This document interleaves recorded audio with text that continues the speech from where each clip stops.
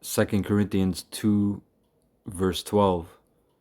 And lest I should be exalted above measure through the abundance of the revelations, there was given to me a thorn in the flesh, the messenger of Satan to buffet me, lest I should be exalted above measure. NLT reads, even though I have received such wonderful revelations from the Most High, so to keep me from becoming proud, I was given a thorn in my flesh, a messenger from Satan to torment me and keep me from being proud. Kal halayim la Yahweh Ba'ashem Yahweh Shai. All praises and honor and glory to Yahweh Ba'ashem Yahweh Shai wa Harakhakwadash. Double honors to the apostles, bishops, and elders of GMS, who I learned this truth from, who rule well. And always salutations and blessings to you elect out there. All right, you brothers and sisters out there that take heed in sincerity and in truth. And, this lesson is going into something we touched, the Spirit made us touch on yesterday on the highways about depression, men of the Lord going through physical and emotional exhaustion, right? Being tried, being experimented upon, to really purge us and to make us better for the times that we're coming into. We're coming into some evil times. So Paul, as we just read, was given a thorn. We don't know what that thorn is. Okay, it's a representation of a ailment. Obviously, it's because in the NLT it also says to torment him. So we don't know exactly what that is. But that man, he was killed and risen back up. He's seen the spiritual realm and can speak about it. And he pretty much couldn't put it into words, right? He was given so many epiphanies, man, so many revelations. The Lord was really dealing with that man, the Apostle Paul. But from him being in the flesh, he acknowledged that, right? Especially in the book of Romans, where he said, look, the flesh is fighting against the spirit. And pretty much he said, to keep me from being proud, I had to have this, whatever ailment that he had, whatever ailment that he had, the Most High gave it to him to keep him from being overly proud. And this is a lesson to show you that brothers go through many things, man. Some things we go through to punish us for our iniquity, maybe from our past lives. The Most High is getting his get back righteously. And ultimately, it's purging us because he's given us knowledge and wisdom and prudence to understand, to divide these things. Hey, this is happening because X, Y, and Z, right? Because I went off. You know what you did in this life, but you don't know what you did in your past lives. And we know we've been given the key of understanding to know that, hey, we've had multiple past lives. Okay? This has nothing to do with karma, the karmic cycle, and the Chinese wheel, that they have as well, reincarnation. This is dealing with the scriptures. We know that we come back every 3-4 generations, and we reap what we sow, and that reaping may not happen until a lifetime, maybe 2, maybe 3, maybe 4 lifetimes. The Most High got you. You thought you got away, and I got you in a state of ignorance, which is terrifying. So this thing is real, bro. So let me go to the book of Job 30, verse 8 in the NLT. And this is, again, right, when you read verse 1, this is talking about you Edomites, man, right? Being destitute, being up in caves, Caucasians, dwellers of the Caucasus Mountains. They are nameless fools, outcasts from society. And now they mock me with vulgar songs, they taunt me. They despise me and won't come near me except to spit in my face. For the Most High has cut my bowstring. He has humbled me, so they have thrown off all restraint. These outcasts oppose me to my face. They send me sprawling and lay traps in my path. And this is the current state of Israelites, living in the West and across, the entire planet. But where the majority of the curses happened or took place, and the majority of Israelites happened to be at, was the Northwest. North America, the West pretty much. It says, verse 13, they block my road and do everything they can to destroy me. They know I have no one to help me, right? That's Deuteronomy 28, right? Whatever you're going to do, you're going to fail at pretty much. Whatever enterprise, any business, that basket shall be cursed, right? Anything you put your hands to, it's going to be cursed. It's not going to come to fruition. It says, they come at me from all directions. They jump on me when I am down. I live in terror now. My honor has blown away in the wind, and my prosperity has vanished like a cloud, right? Because we used to be the nobles. We used to be the stewards of the planet, right? We used to have the knowledge, wisdom, and understanding. Even though through different times and kingdoms we went off and off and off, we were stiff-necked. But when we were righteous, like in the time of Solomon, right, during the 40 years, it says all kings, all the nations' kings went to Solomon just to hear him speak, just to hear his wisdom. It said every Israelite had a house and a garden. Every Israelite family in the land. That was truly a time of great peace. That was a time, you know, where Solomon, who we know in the flesh, came back. That was Yahushua in the spirit, right? He just came as a man named Solomon, which meant Shalom, peace, peaceable. He's known as Shiloh, peaceable one. He was king of Salem as Melchizedek, which means peace, right? So all these things add up, and that was like a carnal illustration or example of, hey, this is what the kingdom of heaven is going to be tenfold, but this is something that you can look at on earth and go into archaeology and history and find out, hey, there was a person, Solomon. He dealt with the Phoenicians. He had a trading route to the Americas. These Edomite scholars, they have books on that.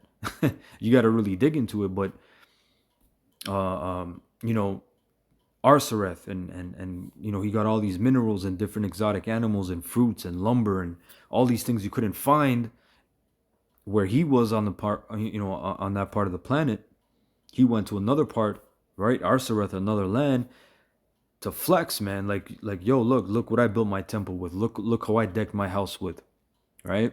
Because like I said, like, you couldn't, the things that he had and his standard, all the nations kings, they came to him just to see, hey, what's this man gonna say? We heard X, Y, and Z. We heard this guy, he throws away plates. If a fly lands on it and it's a gold plate, he'll throw it away. Doesn't matter if it's a gold plate. Anyway, Salakia, man, I'm ranting. It says, verse 16 is the point, and now my life seeps away. Depression haunts my days, right? And the brothers go through depression, man. Weight gain, weight loss, up and down, right? Different situations, bro. And the witchcraft is being turned up tenfold. Esau, he's like the brother Howard yesterday on the highways. He said Esau's throwing the kitchen sink. He's throwing the whole kitchen at you. So this man is going all out, right? He already has CERN, and now he's building a bigger program than CERN. This man is going all out. Okay, so depression hits brothers, man, right? And sometimes you may feel like you're down to the point where you're out, and then the Most High revives you. Boom. You come back up. You take a breath. It's just like, that's why Paul refers to this as a fight. You're not punching the wind. Every punch is calculated. You're thinking, well, when to punch, when to block, when to move. Okay, I got hit. I gotta adjust. I gotta move. I gotta step. I gotta pivot. I got hit with a good shot. I got hit with a liver shot. I took a knee. I got up though. Through the spirit of Yahweh Shem Yahushai. Now I didn't get up. You didn't get up. It was through Yahweh Shem Yahushai. That's why the brother, the elder brother Amath, which he got it from one of the apostles or elders, I believe. Or no, he got it from the brother Malak, Elder Malak over here in Toronto. The attitude is gratitude, right? The attitude is gratitude, man, because you need to be grateful for this truth.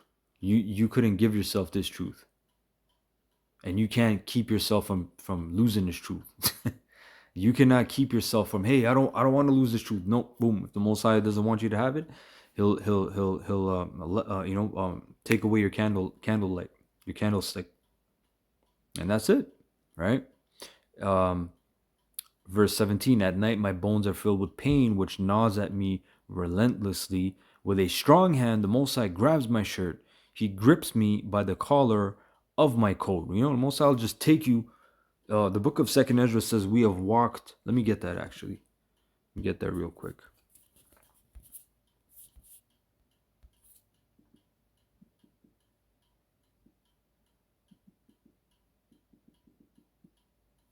Yep, Second Ezra 7, 54. For we have walked in unpleasant places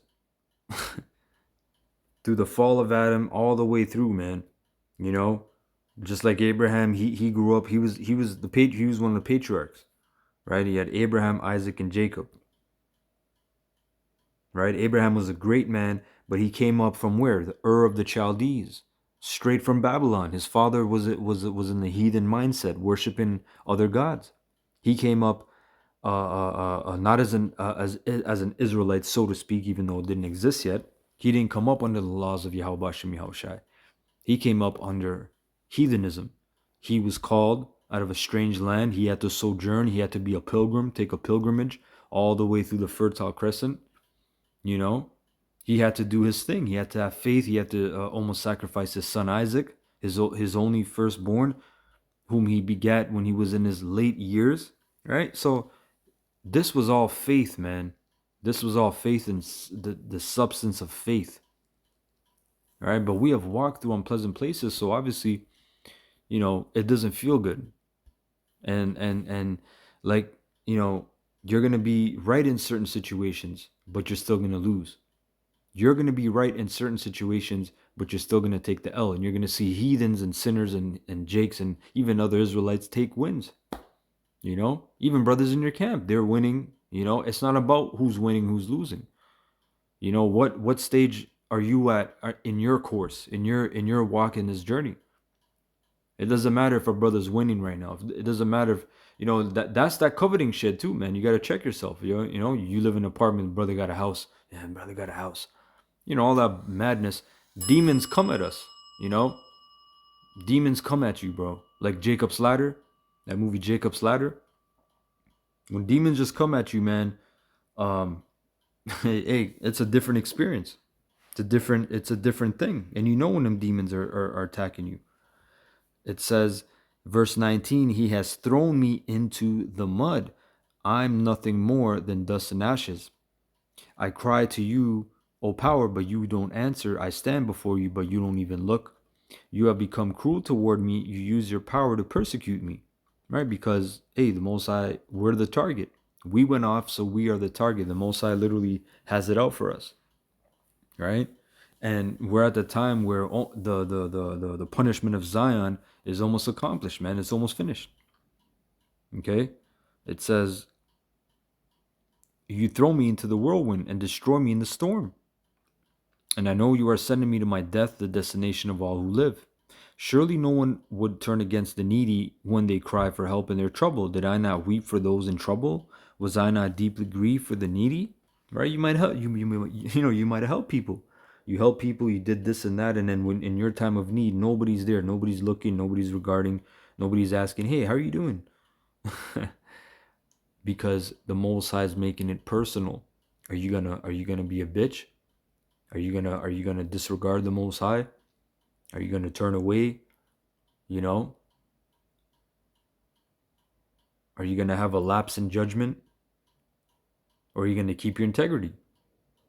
Simple and plain, man. The Most High wants it mano y mano. He wants it, he wants to know you face to face. What is it, man? I don't want a mask. I don't want to hear your excuse. I don't want to hear this happen and, oh, I felt this way and I was destroyed and I had mental health issues. Yahweh Shem Yahushua Salakia. I had a mental health crisis. The Most High doesn't want to hear that shit. You know, are you real with me? Do you believe that whatever situation I put you in, I can take you out from? Or are you just a weekend Israelite? You know? And we're coming into the time where tests are coming at a faster and more intense rate. You know, things are just gonna start happening to you, bro. You know, it says, verse 26. So I looked for good, but evil came instead. I waited for the light, but darkness fell. My heart is troubled and restless. Days of suffering torment me. I walk in gloom without sunlight. I stand in the public square and cry for help. Hey, that's us. We're in a public square. We're on the highways and hedges. We're on the highways and byways, in the marketplaces, right? In the chief place of concourse. Okay, and we're crying out to Yahweh Bashim Yahushai to come and deliver us. Okay, now let's go to the book of Psalms 143. And what verse was that? 1 to 7 in the NLT. Hear my prayer, O Lord Yahweh. Listen to my plea. Answer me because you are faithful and righteous. Don't put your servant on trial, for no one is innocent before you. Hey, we don't want a trial, man. We don't want to be judged by the law. Some of you Israelites want to be judged by the law. We do not want to be judged by the law. We want to be judged first and foremost. We want to be exempt. We want to be pardoned. We want to be judged by good works, by how much we kept the faith, how much we kept our integrity, by being brotherly to one another, by pushing the words of Yahweh B'Shem Yahushai, by pushing prophecy, by warning people, by doing what he told us to do, you know? And him and Yahweh B'Shem Yahushai, they understand, look, we're in Babylon the Great. We're not even in Rome. At least back then, you can keep more laws than you can keep here. That's a fact. That's 100% fact. You can slaughter sheep back then. You can't even do that shit now. You can't slaughter a lamb. Okay? You can't do a lot of shit. Like, think about it. You know, yeah, you were taxed back then. Yeah, they were oppressing you. Yeah, they rolled on you when it was time for 70 AD. But before all that, even, during the time of the Greeks, it was hellish. And then it eased up. But even in the beginning of the Greek Empire, during Alexander, he let you keep the laws. Okay, because he went to the to the temple, and he seen the high priest, and he seen the chariots, and he just taxed you. But right now, we're in such a grid, bro. This is Babylon the Great, man. Okay, we're in fucking Babylon the Great, and we are so restricted in the society. Okay, that Yahweh B'Shem Yahushai cannot help but to turn the other way and wink at the men of the Lord, because we're in the worst case scenario. We're eating abominations. Think about that. You're eating feces unknowingly. No, brother, I eat organic, brother. I don't know. I only go to the organic store. No, you drinking and breathing shit. Okay? Microplastics. You're defiling your temple daily. Daily. Okay? You're seeing certain people that live an alternative lifestyle, and you can't execute judgment. You going off because you're letting it slide. But guess what? What's our only option? Let it slide. Yahushua brought balance to the law. He said, if you come in the way with your adversary, agree with him quickly, lest the officer come and deliver you to the judge, and you be put in prison. You idiot. You got to be cordial. Wise as a serpent, harmless as a dove. A lot of you fucking idiots go to jail or get tickets, get 4 or 5 tickets because of your attitude. Like, I was watching Ice-T. He got pulled over. I was watching that video. And the dude gave him 4 tickets. He was going to tow his car, but Ice-T knew the sergeant, And the cop came. He's like, look, I was gonna let you slide. I was gonna let you take the car. The dude had expired license, no registration, no front plates, a bunch of shit.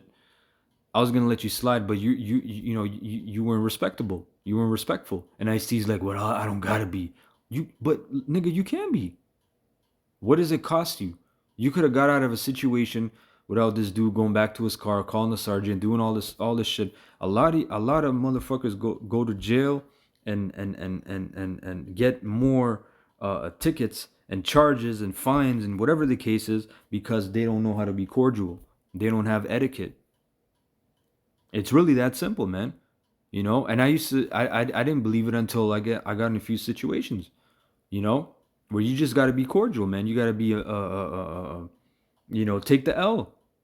pridefully. You know, your pride gets in the way as a man. No, I'm a man. I have rights. You're violating my rights. Right? It says, we don't want to be put on trial, man. Verse 3, my enemy has chased me. He has knocked me down to the ground and forces me to live in darkness like those in the grave. You know, and that's that dead state of mind we were in. Um, the book of Revelation says they suffered not their dead bodies to be put in graves. We were in a complete bugged out state. Esau made sure of that to keep us eating pork, to keep us going off, you know, to introduce gangster culture and hip hop and rap and drugs, you know, just that whole mindset, that bugged out mindset, using music against you to weaponize it, right? Verse 4, I am losing all hope. I am paralyzed with fear. I remember the days of old. I ponder all your great works and think about what you have done. I lift my hands to you in prayer. I thirst for you as parched land thirsts for rain. Come quickly, Yahweh, and answer me, for my depression deepens. Don't turn away from me, or I will die. See? And that's why that prayer in Psalms 51, where it says, take not thy Holy Spirit away from me, you know, and turn not thy face from me, you know. So we got to pray for that. We have to pray. Yahweh Shem Yahushai keeps dealing with us, keeps that spirit within us, and renews our spirit. You know, because we're being spiritually attacked daily, man, every day. You know, there's a scripture. Hold on, let me get it real quick. It's also in the book of Job. Real quick, I gotta change it to NLT though. Every moment. Let me just end it off on this. Yep, this is Job 7. And this is Job, man. This is Job complaining he was catching hell.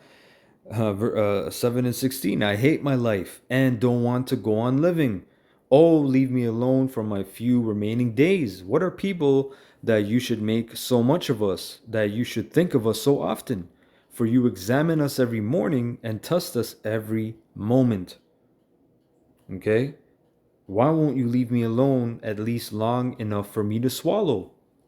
If I have sinned, what have I done to you, O watcher of all humanity? Why make me your target? Am I a burden to you? Why not just forgive my sin and take away my guilt? For soon I will lie down in the dust and die. When you look for me, I will be gone. You know, Job's going through it. He's going through the motions, you know, and guess what? The Lord ultimately blessed him in the end. That's what happened, right? And Job was a man of integrity. He was, even though he was complaining here, we're in the flesh, we complain, but guess what? In the book of Job, slay me, was it 14 or 13? Right, 13 and 15, one of my favorite scriptures. Though he slay me, yet will I trust in him, but I will maintain my own ways before him. NLT says, the Most High might kill me, but I have no other hope. Right? I am going to argue my case with him. Right? You got to take the L, man. You know? You got to take the L. And there's a lot of L's. Yahushua, how many L's did he take, man? You know? He took a lot of fucking L's, bro. Anyway, Kal Halalim La Yahushua Shem Yahushai. Shalom to the elect.